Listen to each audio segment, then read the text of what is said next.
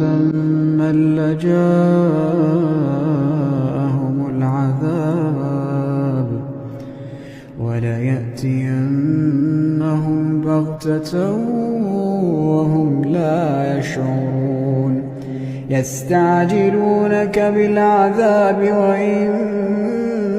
جهنم لمحيطة بالكافرين يوم يغشاهم العذاب من فوقهم ومن تحت أرجلهم ويقول ذوقوا ما كنتم تعملون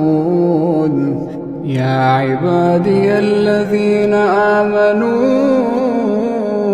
إن أرضي واسعة فإياي فاعبدون